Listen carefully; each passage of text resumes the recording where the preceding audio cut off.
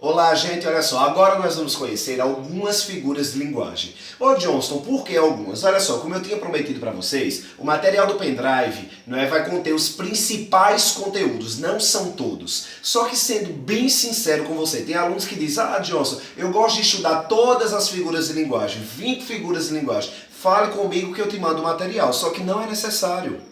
Tem alunos que estudam as 20 figuras de linguagem, 25 figuras de linguagem e não conseguem entender uma. Então assim, hoje eu vou te explicar 8, são as 8 principais de qualquer concurso vestibular. Tendo convicção, sabendo diferenciar essas 8 figuras de linguagem, você gabarita qualquer prova atual, porque ou cai essas, ou de 5 alternativas, cai 4 dessas 8 e uma desconhecida. Mas você sabendo essas 4, você consegue eliminar as alternativas e gabaritar a questão. É o mais importante. Então a gente precisa ter noção de o que estudar, como estudar. Tem aluno que quer estudar tudo, acaba não estudando nada. Então dê uma olhadinha para cá, olha só.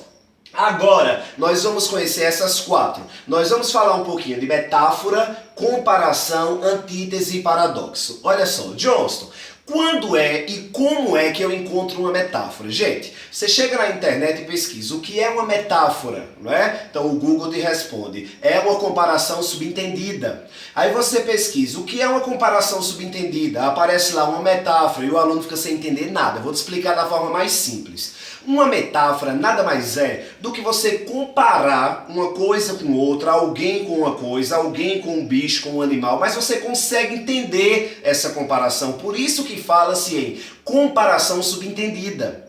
É quando a gente compara alguma coisa com outra, mas a gente consegue entender claramente essa comparação. Olha só, quando eu falo ela é uma gata, eu tenho certeza que vocês sabem que eu não estou querendo dizer que ela é mia, eu estou querendo dizer que ela é bonita. Ou seja, eu comparei uma pessoa com um animal, mas a gente consegue entender essa comparação. Quando eu falo, por exemplo, Luiz é um porquinho na cozinha, eu estou querendo dizer que ele é sujo. Quando eu falo, por exemplo, minha boca é um cadeado, ô Johnston, por que é um cadeado? É aquele, gente, minha boca é um cadeado, ou seja, eu guardo segredos. Existe uma comparação subentendida, mas que eu consigo entender essa comparação. Ô Johnston, tu falou tanto em comparação agora, e por que existe metáfora e comparação? Gente, olha só, para ser sincero com você, as duas figuras de linguagem, elas parecem muito. Só que você precisa ter cuidado com uma coisa. Olha a frase que eu coloquei como exemplo de comparação. Ela é linda como uma gata. Pronto, acabou isso aqui, ó. Todas as vezes que nesta comparação existir a expressão como, deixa de ser metáfora e passa a ser comparação.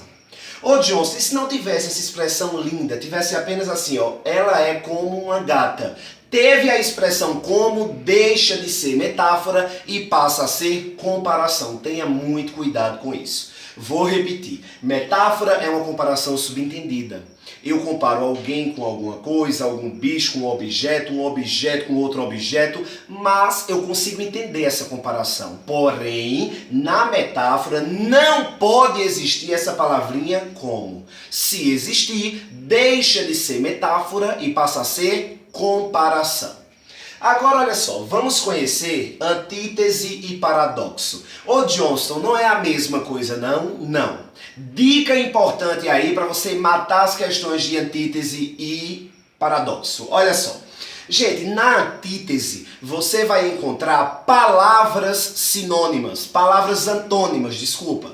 Você vai encontrar na antítese palavras contrárias, ou seja, são as palavras que irão contrariar a frase. Já no paradoxo não são as palavras, eu não vou ter obrigatoriamente palavras de sentidos opostos, e sim ideias. Então olha só, antítese, palavras contrárias. Paradoxo, ideias contrárias. Vejamos alguns exemplos, olha só. O ódio é o sentimento mais próximo do amor. Ódio, amor, são palavras antônimas. Se eu tenho palavras antônimas na minha frase, eu tenho uma antítese. Agora vamos encontrar uma frase que eu não tenho palavras contrárias. Eu tenho ideias contrárias. Olha só, Quanto mais ele trabalhava, menos dinheiro ele tinha. Quanto mais ele trabalhava, mais dificuldade financeira ele tinha. Não é normal isso acontecer. No Brasil até que é. No Brasil, quem muito trabalha, pouco tem. Mas assim, é uma frase que apresenta uma ideia contraditória. Quanto mais ele trabalha, mais dificuldade financeira ele tem. Eu não tenho palavras contrárias aí. Eu tenho, na verdade, ideias contrárias. Porque a ideia de quem trabalha muito é não passar por tanta dificuldade financeira. Ou seja, no paradoxo eu tenho ideias contraditórias e não palavras. Palavras é na antítese. Abraço e até daqui a pouco.